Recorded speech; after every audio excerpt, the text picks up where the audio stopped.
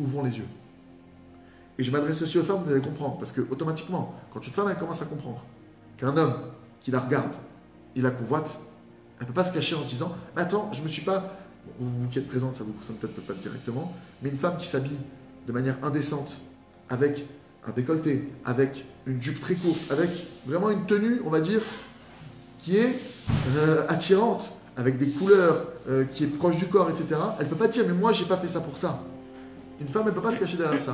Une femme, elle doit savoir que devant elle, elle a des hommes qui, quand ils voient une femme, ça leur fait un effet.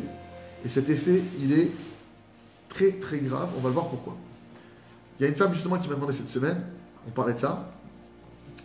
Elle m'a dit, mais quoi bon, bah alors, elle m'a dit, mais alors, je comprends pas. Si on voit que ma tête. Je lui ai dit, je vais essayer de vous donner la mesure de ce qui se passe chez un homme. Et ce qui est écrit dans la halakha. Et c'est important que vous compreniez. Dans la halakha, qu'est-ce qui est écrit? Il est écrit qu'un homme qui convoite le petit doigt d'une femme, je sais pas, vous voyez mon petit doigt, il n'y a rien de... D'accord? La halakha dit un homme qui convoite le petit, qui regarde le petit doigt d'une femme, en ayant des désirs sur ce petit doigt, il transgresse l'interdit de débauche. Vous allez me dire, mais attendez, c'est pas possible. Une femme va me dire, mais qu'est-ce qu'il va désirer? C'est ça le truc. C'est que vous ne pouvez pas, une femme ne peut pas comprendre ce qui se passe dans la tête d'un homme. Un homme, il peut arriver sur un rien à s'enflammer. Et d'ailleurs, une histoire très connue qui s'est passée avec Rabbi Nachman Zatzal. Rabbi Nachman, quand il a emménagé à Ouman, il est arrivé dans sa nouvelle maison, et donc il y avait des gens qui habitaient là avant, il y avait sur une des chaises un foulard de femme. Il a dit retirez vite ce foulard avant que mes élèves ils arrivent, de peur qu'ils en aient à penser des choses. Vous allez me dire, mais attendez, un foulard de femme? Il y a des halachot. Un homme, il n'a pas le droit de regarder des vêtements de femme quand il passe dans des boutiques, quand il y a des trucs. Pourquoi? Parce que ça va lui réveiller des choses. Un homme, il doit faire attention à ne pas se mettre en condition où ça pourrait réveiller des choses. D'accord? Ça, c'est le travail de l'homme. C'est-à-dire que l'homme, il doit faire attention où il va, il doit faire attention où il pose ses yeux, il doit faire attention. Maintenant, pourquoi? Il y aurait beaucoup à dire. Il y aurait beaucoup à dire. Maintenant, je vais essayer de vous simplifier la chose pour que chaque homme y comprenne. Quelqu'un maintenant qui me dit moi j'ai pas envie de faire ce travail, c'est son libre arbitre, mais qu'il sache au moins ce que ça engendre, parce que ce qui se passe c'est qu'aujourd'hui les additions que les uns et les autres y payent, ils se rendent pas compte que ça vient de là-bas. Par exemple, c'est écrit dans la Gemara Sota, c'est écrit celui qui convoite ce qui n'est pas à lui, non seulement qu'il n'obtiendra pas ce qu'il convoite puisque c'est pas à lui, mais il perd ce qui lui revient. C'est écrit noir sur blanc dans la Gemara Sota. Ça veut dire que tu te mets à convoiter maintenant une femme qui n'est pas la tienne, Chas Veshalom, tu perds celle qui te revient. Et d'un coup, on commence à comprendre pourquoi il y a autant de célibataires hommes. Et vous me direz, mais pourquoi autant de célibataires femmes? La femme, elle n'a pas la même... Une femme, on va dire normalement constituée, elle n'a pas forcément un regard convoite. Elle ne convoite pas. Quand je dis convoiter, c'est comme il a un désir charnel qui vient derrière.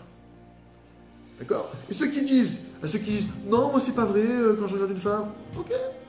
Il y a Bisounours aussi, il y a plein de films, il y a plein de dessins animés qui existent sur Terre. Il n'y a pas de problème. Nous, on va d'après la Torah, d'après les avis de nos maîtres, les sages d'Israël. Après, chacun il peut aller d'après, je sais pas moi, les médias, la télé, et dire non.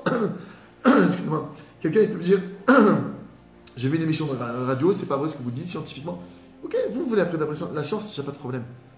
Le fait est qu'aujourd'hui, tu es marié ou pas? Ah, t'es pas marié? Bon, bah alors. Si tu veux continuer avec la science, ou alors choisis de prendre la voie des tzadikim, des justes, des saints d'Israël, qui donnent une voie droite et claire. Maintenant, qu'est-ce qui se passe? Je vous pose la question maintenant. Un homme, ok, il n'aurait pas dû regarder une femme, il a convoité une femme qui n'est pas la sienne, encore pire si elle est mariée, Dieu préserve. Tout ce que je vous dis là, c'est des choses qui sont aujourd'hui le bas-bas. Avec tous les réseaux sociaux, qui ne convoite pas une femme? Quel est l'homme qui peut dire je ne convoite pas? Sur chaque page Facebook, sur chaque compte Instagram, sur chaque truc, que des photos et des photos et des photos et des photos. En maillot, pas habillé, habillé, moins habillé, plus habillé, à la plage, en boîte, où vous voulez. Les gens, ils se mettent partout. Qui peut dire maintenant? Quel est l'homme qui peut dire ah non, moi je vais là-bas, je convoite rien? Ça n'existe pas. Celui qui dit ça, c'est un menteur. Maintenant, regardez.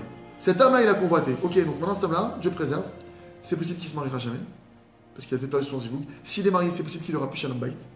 C'est possible que ça entraîne un divorce. Il perd ce qui lui revient. Tu regardes une femme qui ne te revient pas. Ok, alors celle qui te revient, tu vas avoir des problèmes avec elle. Mida keneged mida, Chaz v'Shalom, c'est l'instant qui le dit. Je ne suis pas en train de souhaiter ça. C'est ce qui se passe. Je vous parle de ce qui se passe aujourd'hui. Je vous parle de la réalité de nos événements. Combien de couples qui divorcent aujourd'hui? Combien dans ceux qui restent mariés, ils ont vraiment Shalom Bayit? Pas un cessez-le-feu, dit le Rav Arush. C'est pas genre vous vous tapez pas dessus, vous vous engueulez pas, vous vous disputez pas. C'est pas ça avoir Shalom Bayit. Qui est un amour profond qui unit les âmes. Qui est-ce qui peut témoigner de ça? Qui peut dire, moi et ma femme, on est vraiment une seule chair, on est une seule âme, elle a mal, j'ai mal. Ce qu'elle ressent, je ressens, je suis connecté. Qui peut dire ça aujourd'hui, à part des Gdolim? Maintenant, ça ne veut pas dire qu'on ne peut pas l'atteindre. Mais déjà, une des premières choses qui met une séparation entre l'homme et la femme, que ce soit l'homme qui veut se marier, la femme qui veut se marier, ou l'homme qui est marié avec sa femme, déjà ça commence par la démarche.